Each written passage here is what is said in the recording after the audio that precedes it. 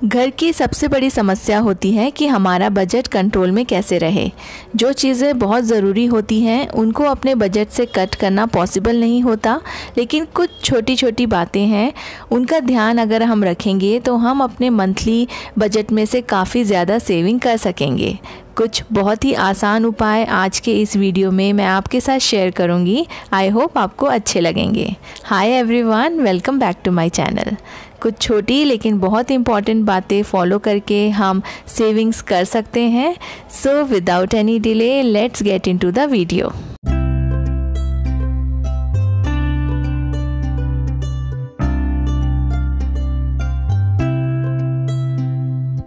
ये एक सिंपल सी प्लास्टिक की बॉटल हेल्प करेगी आपको बहुत सारे पैसे बचाने में।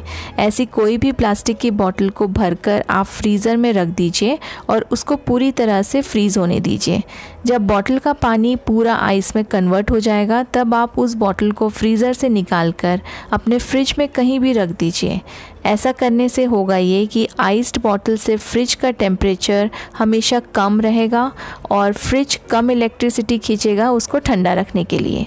फ्रिज के अंदर का टेम्परेचर बार बार फ्रिज ओपन करने से डिस्टर्ब होता रहता है और वो ज़्यादा इलेक्ट्रिसिटी कंज्यूम करता है।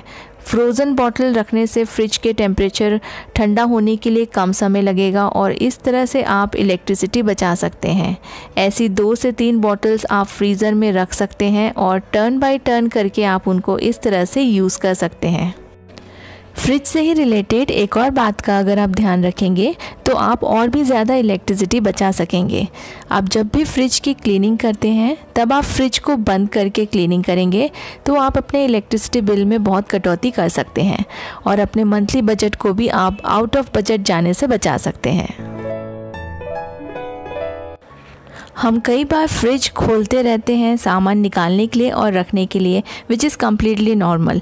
लेकिन आप जब सामान निकालें तो फ्रिज के डोर को खुला मत छोड़ें।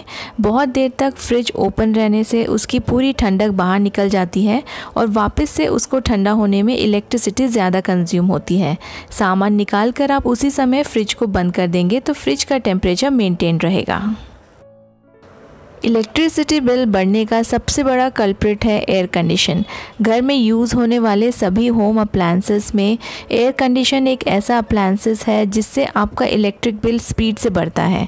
लेकिन इतनी गर्मी में मैं आपको एसी नहीं यूज़ करने की एडवाइस नहीं दूंगी, बट आप अपने एसी को सही टेम्परेचर में रखेंगे तो आपके इलेक्ट्रिक बिल में डेफिनेटली काफ़ी फ़र्क पड़ेगा।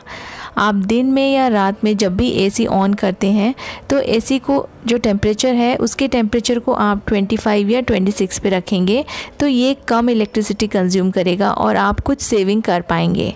टेम्परेचर कंट्रोल करने के साथ साथ मेक श्योर कि आप अपने विंडोज़ और डोर्स भी बंद रखें। ऐसा करने से रूम जल्दी ठंडा होता है। अपनी कुकिंग और बेकिंग को और हेल्दी बनाइए Audi uni wrap and Audi eco bake use करके। ऑडी इको बेक के ये प्री कट शीट्स और ऑडी यूनी रैप के ये रोल्स आपको एक ही पैक में अलग अलग डायमेंशंस में मिल जाएंगे। ये रोल्स एंड शीट्स वाटरप्रूफ हैं और ऑयल प्रूफ हैं और आप इनको मल्टीपल टाइम्स रीयूज़ कर सकते हैं। इन शीट्स को एक बार यूज़ करने के बाद आप वाइप करके 5 से 6 बार रीयूज़ कर सकते हैं। इन शीट्स को आप स्टीमर, एयर फ्रायर और माइक्रोवेव में भी यूज़ कर सकते हैं और पैन में भी आप डायरेक्टली इनको रख के गैस पे यूज़ कर सकते हैं। ये शीट्स नॉन स्टिक है तो यूज़ करने के पहले आपको ऑयल या घी लगाने की ज़रूरत नहीं पड़ेगी। इसमें खाना बिल्कुल भी चिपकता नहीं। इनको आप माइक्रोवेव में रीहीट करने के लिए भी यूज़ कर सकते हैं और आप बेकिंग के लिए भी इन शीट्स को यूज़ कर सकते हैं। ये बहुत ही हेल्दी ऑप्शन है as compared to any other aluminium foil और आप इनको ऑर्डर कर सकते हैं अमेज़ॉन और फ्लिपकार्ट से।